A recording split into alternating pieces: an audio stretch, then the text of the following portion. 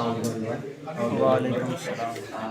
सो सबसे पहले मैं क्वेश्चन ये पूछूंगा कि लास्ट ईयर जब मैंने ताकि मुझे पता हो कि जो ऑडियंस है, सो आई थिंक एक या दो ही, सो ओके, मेरी आवाज़ सही आ रही? जी। नहीं आती है? बेटर, ठीक है। अच्छा, फर्स्ट ऑफ ऑल मेरा नाम खिज़र है। मैं एक बग बाउंटी हंटर हूँ और सिक्योरिटी रिसर्चर हूँ। I work at security wall. It's a startup for offensive and defensive cyber security services based in UAE and Pakistan. Uh, let's talk about a little bit about my own journey. So मैंने अपना जो hacking की journey है वो 2013 में start की थी, back when I was 15। और मैंने उस वक्त से अब तक जो है अपना ज़्यादातर एक्सपीरियंस जो है वो बग बाउंटी के अंदर ही स्पेंड किया, ज़्यादातर टाइम बग बाउंटी करते हुए ही स्पेंड किया है, जिसके अंदर मुझे डिफरेंट वल्नरेबिलिटीज मैंने रिपोर्ट किए हैं for organisations like Apple, Google, Microsoft, US department of defence etcetera. और जो मेरी इस वक्त स्पेशलाइजेशन है वो web application security, API security और मोबाइल एप्लीकेशन सिक्योरिटी में। Currently I am rank 32nd on the workout platform. और अब करिएगा मिस करके, ठीक है। Let's first talk about bug bounty for anyone जिसको आइडिया नहीं है कि बग बाउंटी एक्चुअली है क्या। सो bug bounty basically is a reward जो कि कोई कंपनी किसी हैकर को या किसी रिसर्चर को या किसी नॉर्मल पर्सन को देती है for finding a vulnerability, finding an issue in their security issue in their web application, in their system or any system. It can be a web application, it can be a mobile application, it can be just a document जो कि online leak हो गया हो PDF में, जो कि confidential हो, अगर वो किसी को मिलता है, वो उनको responsibility disclose करता है, तो उसको उसके ऊपर reward दिया जाता है। And this is the life cycle of how the bug bounty industry works as a whole. So before we go further, let's talk how duplicates work. So जैसे मैंने कहा है कि बग बाउंटी में रिवॉर्ड दिया जाता है for someone to find a vulnerability, तो उसके अंदर एक कॉन्सेप्ट है जिसको हम डुप्लीकेट भी कहते हैं। डुप्लीकेट इज बेसिकली कि जब आप कोई वल्नरेबिलिटी रिपोर्ट करते हैं, सो इट्स नॉट नेसेसरी कि वो वल्नरेबिलिटी सिर्फ आपने ही रिपोर्ट की हो या सिर्फ आपको ही मिली हो। सो उस कॉन्सेप्ट को डुप्लीकेट कहा जाता है, जहाँ पे कंपनी जो है उस आपकी रिपोर्ट को डुप्लीकेट रिपोर्ट बना के आपकी रिपोर्ट को रिजेक्ट कर लिया जाता है एक किस्म से। उसका होता है कि it's the first report gets paid out. So if you report a vulnerability for the first time, you will get reward, but if somebody else reported before you, so उसको रिवॉर्ड मिलेगा और आपको सिर्फ रिकॉग्नाइजेशन मिलेगी। So just like that, duplicates are a part of this game and you have to deal with it. और बहुत से जो न्यूबीज आते हैं, जो नए लोग आते हैं इंडस्ट्री के अंदर, वो डिसहार्ट हो जाते हैं कि हमने कोई वल्नरेबिलिटी डिस्कवर की है और after reporting it we are not able to get the reward we are looking for. So it's a part of the journey. Like for example, I have 221 duplicates right now as of yet from 1,000 plus bugs I reported on the Bugcode platform. So let's start how we're gonna take the journey of the bug bounty and how we can take it. So bug bounty के अंदर जो major concept है, जैसे मैंने कहा है कि आप रिपोर्ट करते हैं vulnerabilities, so you can report them to individual companies as well, लेकिन उसके अंदर बहुत सारे लीगैलिटीज के इश्यूज आ जाते हैं, बहुत सारा पेपर वर्क आ जाता है for the companies as well. उनको हर फाइनेंशियल ट्रांजेक्शन के ऊपर बहुत सारा पेपर वर्क करना पड़ता है। उसको देखते हुए कुछ हैकर्स ने बैक इन 2012-2011 दो प्लेटफॉर्म्स बनाए, जिसमें से एक बगक्राउड था, एक हैकरवन था। These are the two biggest platform. उसके बाद मल्टीपल प्लेटफॉर्म्स बन गए, साइनैक बन गया, इंटेग्रिटी बन गया। There are multiple platforms. For example, for Saudi people, it's bugbounty.sa. Then there is one called Yes We Hack. So there are multiple platforms. Platforms कैसे काम करते हैं कि कंपनीज जो है वो अपना सारा लीगैलिटी का इशू जो है वो प्लेटफॉर्म्स पर डाल देती हैं। Platforms manage there vulnerability reports for them, जहाँ पे हैकर्स जो है वो आके लीगली वो रिपोर्ट्स करते हैं कंपनीज को, एंड देन द कंपनीज जो है वो पे आउट करती हैं एक out of a pool of money to the companies like platforms, and platforms तो आगे हैकर्स को रिवॉर्ड करती हैं based on the set parameters of the vulnerability कि किस किस्म की वल्नरेबिलिटी है। इसके अंदर मल्टीपल टाइप की वल्नरेबिलिटीज आ जाती हैं कि it's a low hanging fruit like it's a P4 P1 priority based submissions होती हैं कि जो क्रिटिकल होगी उसका द हाईएस्ट रिवॉर्ड होगा, जो लो होगी उसका लो रिवॉर्ड होगा। Let's talk about essential skills. Like as a bug bounty hunter आपको कौन से ऐसे स्किल्स की जरूरत है जिनको यूज करते हुए, जिनको यूटिलाइज करते हुए आप as a bug bounty hunter काम कर सकते हैं। Remember, you don't have to be a bug bounty hunter at all. You can be a penetration tester. It's the same pathway. It's not gonna be any different. The only difference in bug bounty or as a pen tester or as a CTF player is that in a CTF environment you know that कि जो चीज आप ढूंढने जा रहे हो या जो आप वेब एप्लीकेशन को या चीज को टेस्ट करने जा रहे हो, it is supposed to be vulnerable. It is supposed to be vulnerable. आपको वहाँ पे बग लाजमी मिलेगा, कोई vulnerability लाजमी मिलेगी. But in a bug bounty environment, you are just opening google.com and starting to look for bugs जो कि आपको नहीं पता कहाँ exist करते हैं, कि exist करते भी हैं कि नहीं exist करते. उस situation में it makes it bug bounty a little bit difficult कि जहाँ पे duplicates का concept भी है, जहाँ पे companies can reject your submissions, जहाँ पे companies can just simply block you from replying to your own submission और आपको bug नहीं भी मिलेगा. So there is a situation ये होता है. It's a bit harder than just CTFs and basic के बारे में बात करते हैं कि आपको जो बेसिक स्किल्स है उसमें सबसे पहले तो आपको कंप्यूटर के बेसिक्स का पता होना चाहिए. लाइक आपका कंप्यूटर कैसे वर्क करता है, how does the network work, how does the internet work, आपका वेब क्या है, आपका बेसिकली एप्लीकेशन का स्ट्रक्चर क्या है. आपको जब तक ये बेसिक अंडरस्टैंडिंग नहीं होगी कि जिस चीज को आप टेस्ट करने जा रहे हैं, is it possible for you to test it individually और you to find a vulnerability in it, तो आपको उसके बेसिक्स का पता होना चाहिए. आपको उन वीकनेसेस का पता होना चाहिए जो कि एक सिस्टम के अंदर होती हैं. For example, in a system it can be a buffer overflow, in a web application it can be cross site scripting, it can be SQL injection based on how the application is built. तो आपको उसका जो basic knowledge है, you have to have a solid grasp on that. जब तक आपका एक basic understanding ना बने तब तक आप उसके अंदर एक स्किल सेट नहीं बिल्ड कर सकते. और in a bug bounty environment, जैसे मैंने बताया कि you don't know if the application is actually vulnerable or not, so you have to think outside the box. You have to make the application give you an error, make the application throw something out to you जिससे आपको idea हो. You have to have the analytical skills, the problem solving skills to be a bug bounty hunter. अब हम जैसे पहले मैंने technical skills की बात की, just like that you have to understand कि आपको जब तक वेब एप्लीकेशन कैसे बनती है या कैसे बिल्ड होती है या कैसे चलती है, आपको उसका बेसिक नहीं आइडिया होगा तो you can not make something, you can not break something. So you have to understand the basic of that. Then comes the basic of technical skills, जहाँ पे आप एप्लीकेशन सिक्योरिटी के लेवल को touch करते हैं. आप जाके देखते हैं कि एप्लीकेशन के अंदर जो वल्नरेबिलिटीज होती हैं, what kind of vulnerabilities you can find in them, किस किस्म की होती हैं. उसके अंदर फिर आप नेटवर्क सिक्योरिटी होती है, मोबाइल एप्लीकेशन की होती है, and all of that is joining two your technical skills, जहाँ पे आपको प्रोग्रामिंग या स्क्रिप्टिंग करना भी आना चाहिए या उसको भी सीखना चाहिए, because it makes your life much more easier. So you need to understand HTML, you need to understand JS. It's not necessary कि आप सब कुछ सीखें, but you should be able to identify the basic most of it. अब जब बात आती है कि इन अ प्रैक्टिस एनवायरनमेंट कि आप कैसे प्रैक्टिस कर सकते हैं to be a bug bounty hunter. So there are multiple ways to practise. Just like maths, the more you practise, the more you are going to understand, learn how to exploit a vulnerability, let alone how to find it. जब तक आप उसको identify करना नहीं सीखेंगे तब तक आप उसको एक्सप्लॉइट करना नहीं सीख सकते. तो आइडेंटिफाई करना सीखने के लिए आपको प्रैक्टिकली हैक करना पड़ेगा. उसके लिए मल्टीपल प्लेटफॉर्म्स अवेलेबल हैं, जिसमें web security academy by the PortSwigger who made Burp Suite, जो कि एक कॉमन टूल है जो यूज होता है सिक्योरिटी रिसर्च के अंदर. इस तरह हैक द बॉक्स है, ट्राई हैक मी है, हैकर1 की और बटलॉग की अपनी यूनिवर्सिटीज के नाम से उनके डोमेन्स हैं जहां पे वो कंटेंट लगाते हैं to people to learn, to find and exploit vulnerabilities. So these are a few environment जिनसे आप प्रैक्टिकली सीख सकते हैं. अच्छा, अब नेक्स्ट बात कहते हैं कि when you are finding a bug, it is really important for you to understand कि जिस आर्किटेक्चर पे आप खुद बैठे हैं, do you understand that, do you understand the file system of it. वहां पे आ जाता है कि you have to choose a base operating system for your own self. You need to understand कि अगर आप उबंटू पे रहते हैं तो यू नीड टू नो कि उसका फाइल स्ट्रक्चर कैसे काम करता है, what kind of vulnerabilities it can have. इसी तरह विंडोज सर्विस भी होते हैं, तो you need to understand Windows, macOS भी सीखनी पड़ेगी, लेकिन you have to choose a base operating system for yourself. Next कीजिएगा. जैसे Windows environment is my base environment right now. So Windows के अंदर I can virtualize other machines. तो मैं उसके अंदर उबंटू भी डाल सकता हूँ, काली लिनक्स भी डाल सकता हूँ. I can pop up Mac OS shell as well. So you can open up multiple windows, multiple operating system in the window virtual environment. So you have to choose the operating system for yourself. When you talk about as a bug bounty hunter, you are not going to just take things manually and test each and everything manually, because it's going to take a lot of time.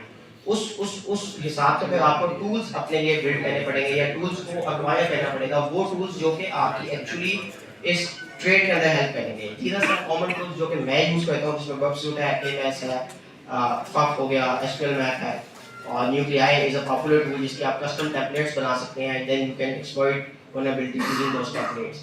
So these are few tools जिसको आपको tools को understand करना पड़ेगा। अब बात आती है कि when you take on try let's say कि अब जो हम जिस environment में जा रहे हैं, how we going to test these environments, how are we going to find these vulnerabilities? So जब हम करेंगे इसको तो next कीजिएगा। सबसे पहली चीज़ है कि आपको अपने टारगेट के बारे में पता होना चाहिए कि what kind of target you are testing on it, what you are testing। उसके लिए आपको थोड़ी सी इंफॉर्मेशन गैदरिंग करनी पड़ेगी। अब हर वेबसाइट आपको अपने बारे में नहीं बताएगी डायरेक्टली, उस पर लिखा नहीं होगा कि what they have built on, but they have scripts behind them। There are a lot of scripts like what guns or vaporizer जो आप यूज करके देख सकते हैं कि what versions or what technologies these web application और use कर रही हैं। इसी तरह फॉर मोबाइल एप्लीकेशंस के लिए टूल्स भी हैं, जिसके अंदर MobSF भी है, जावा के डिफरेंट टूल्स हैं जो आप यूज कर सकते हैं टू आइडेंटिफाई कि कौन सी टेक्नोलॉजीज आपके टारगेट के ऊपर यूज हो रही है। इसी तरह जब आप एक टेक्नोलॉजी को आइडेंटिफाई कर लेंगे कि yes this is the technology it's using, then you have to make a pathway of it कि किस किस्म की टेक्नोलॉजी के साथ what is connected in what way. जैसे कि for example if there is a GraphQL API, it can be connected in multiple ways। It can use Apollo, it can use different GraphQL interfaces जिसके अंदर अपनी misconfigurations होती हैं, अपनी vulnerabilities होती हैं, जिनकी documentation available है। So you have to learn the tech stacks depending on the vulnerability, depending on the target। जो target में आप tech identify करेंगे, उसके बाद आप उसको उस हिसाब से test करने के लिए next करेंगे। अब टूल्स की बात करते हैं तो जैसे वर्कसूट की बात की थी, इसी तरह you can use Burp Suite as well to identify कि टारगेट जो है आपका वो क्या चीज यूज कर रहा है। You can see each and every, you can see the basically proxy history जो आपके ब्राउज़र के और वेब एप्लीकेशन के दरमियान में इंटरसेप्ट के तौर पे चल रही है, और यू कैन लिस्ट मल्टीपल चीज उसके अंदर आप उसके अंदर आप प्लगइन इंस्टॉल कर सकते हैं जिससे आप टारगेट्स को आइडेंटिफाई कर सकते हैं कि वो कौन सी टेक्नोलॉजी यूज कर रहे हैं। अब जब हम बात करते हैं टेक्नोलॉजीज को आइडेंटिफाई करने की, या मैंने टूल्स की बात की कि टूल्स रन करने हैं, तो खाली टूल्स को रन करने से ही आपका काम नहीं होता। In a workout environment you need to be able to do manual testing in an environment. जब तक आप खाली टूल्स रन करते रहेंगे you are going to be just like everybody else जो कि सिर्फ टूल्स रन कर रहे हैं to find a vulnerability. So you have to go beyond it, go beyond the surface as well, and आपको multiple environments के applications के जो बिजनेस लॉजिक है, it lets you create a profile, what happens if you update your own profile, what happens if you change your own email। so आपको each and every environment की each and every चीज को manually भी test करना पड़ेगा। so that's the surface that most bug bounty hunters right now जो starting करते हैं वो सिर्फ टूल्स रन करते हैं, और everybody can run tools, even the companies जो कि applications build करती हैं वो खुद भी tools रन करती हैं। so you are not going to find a vulnerability until unless आप उसको out of the box thinking से जाके surface से check कीजिएगा। Let's talk a little bit about methodology. How we gonna identify or take attack on a environment. So this is what I commonly do when I do bug bounty hunting. So it's gonna be helpful, I hope so. So first of all आपको अपना जो attack surface है उसको map करना आना चाहिए। आपको पता होना चाहिए कि how big is your attack surface। For example Tesla है, Tesla allows you to find a vulnerability in any of their environment जब तक उन्होंने उस environment को out of scope ना किया हो। तो उस हिसाब से जब आप करेंगे तो आपको अपना सबसे पहले अटैक सरफेस को मैप करना आना चाहिए। उसके लिए मल्टीपल चीजें हैं, लाइक यू कैन डू सब डोमेन डिस्कवरी, जहां पे आप जो एक सेकंड लेवल डोमेन्स हैं या थर्ड लेवल डोमेन्स हैं, you can find them and you can see के is there any connection between them and your main target, and then you can find vulnerabilities in each of them. इसी तरह आपका जो हुएज information है जो कि आपके टारगेट से रिलेटेड इंफॉर्मेशन आपको प्रोवाइड करती है, वो आपके लिए बड़ी हेल्पफुल हो सकती है। जस्ट लाइक दैट आपको सर्टिफिकेट ट्रांसपेरेंसी लॉस जो होते हैं वो मिल जाते हैं, यू कैन फाइंड डोमेन्स जो कि कनेक्टेड हैं उसके अंदर। इसी तरह आपको बहुत से open publicly available companies like Shodan है, बाइनरी एच है, जिनको आप यूज करके अपने टारगेट के बारे में इंफॉर्मेशन गैदर कर सकते हैं। नेक्स्ट कीजिएगा इसको। जैसे मैंने पहले कहा था कि जब हम खाली सिर्फ टूल्स रन करते हैं, so you gonna find low hanging fruits. अब low hanging fruits sometimes things जो कि लेफ्ट बिहाइंड होती है in a dev environment, in a prod environment, or they can actually find you a good bounty.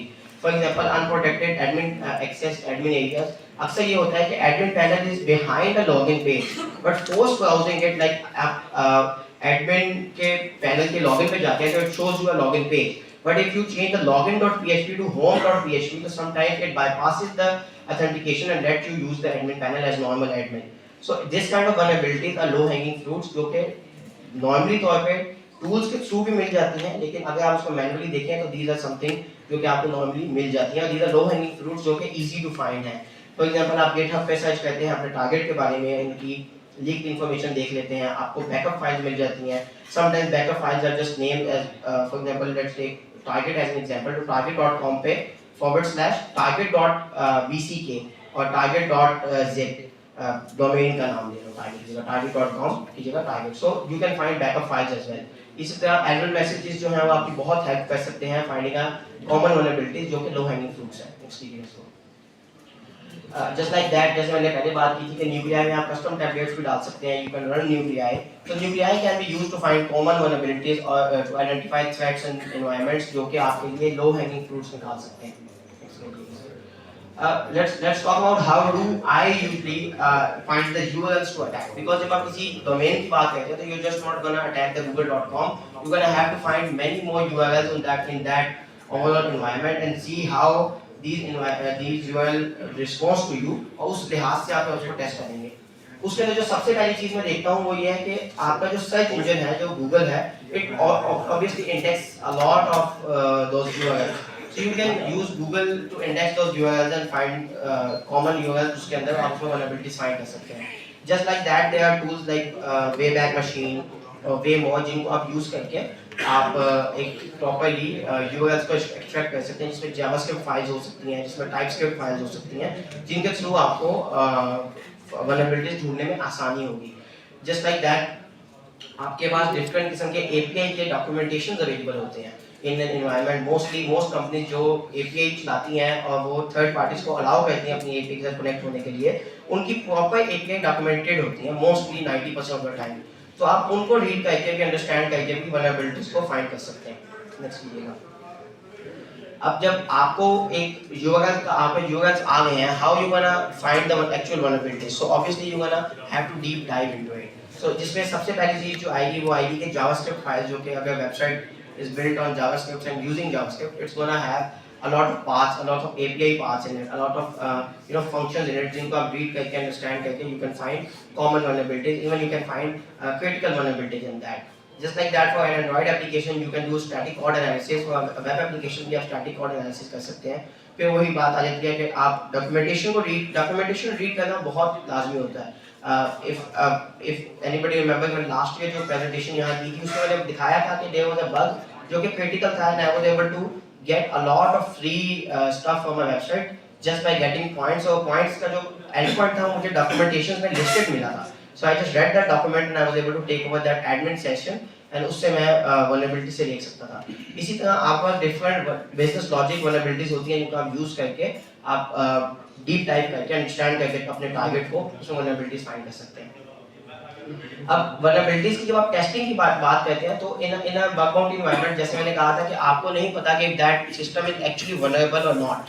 So you gonna have to make your own checklist और follow some sort of checklist, जिसको follow करते हुए आप common vulnerabilities या even deep dive करके vulnerabilities को ढूंढ सकते हैं. For example in a two factor authentication bypass there are multiple methods, there are more than 100 methods or even beyond that जो कि आप यूज कर सकते हैं to bypass implementation of two factor authentication system.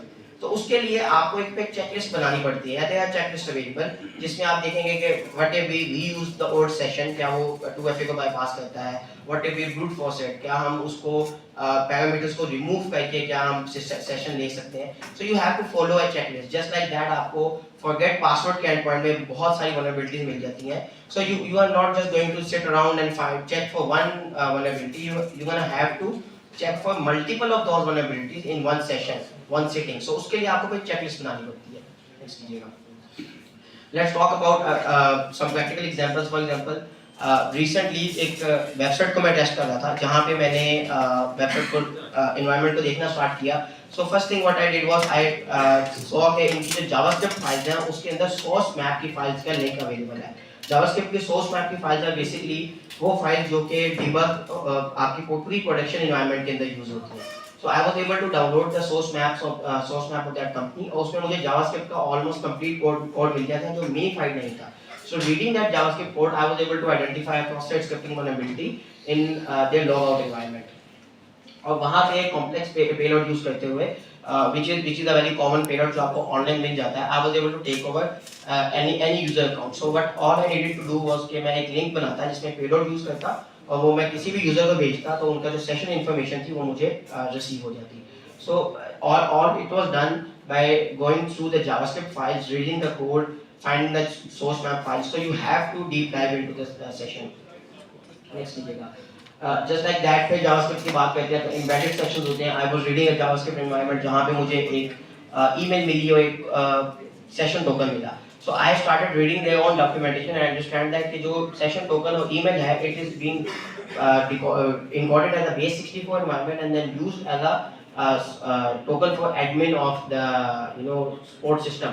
So after using that in their support environment, I was able to take over the admin account of support and किसी का भी मैं support टिकट देख सकता था जिसके अंदर पासवर्ड्स भी होते हैं और पर्सनली आपके पासपोर्ट इन्फॉर्मेशन भी वो यूजर शेयर करते हैं सपोर्ट वालों के साथ. नेक्स्ट कीजिएगा.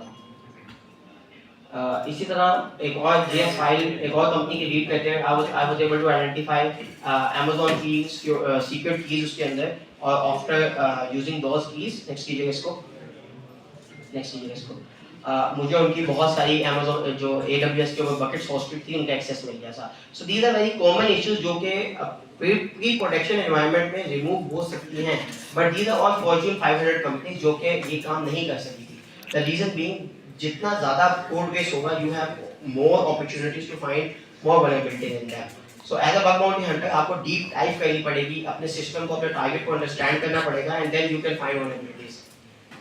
सो crowdsource bug bounty hunting, crowdsource testing, these are some of the best places for somebody to go on and build a career or start building a career. Normally when a student is in a university, जब वो in cyber security में आना चाहते हैं, they lack the internship availabilities. उनको internships नहीं मिलती, उनको पता नहीं लगता कि what they are going to find a job or not. So as a bug bounty hunter, if you start working or even just as a CTF player, आप अपना एक portfolio build कर सकते हैं जिसकी base पे you can find jobs and you can find opportunities.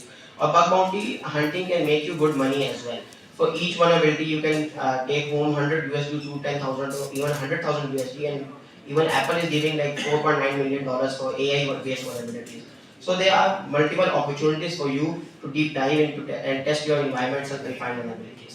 Thank you. Thank you.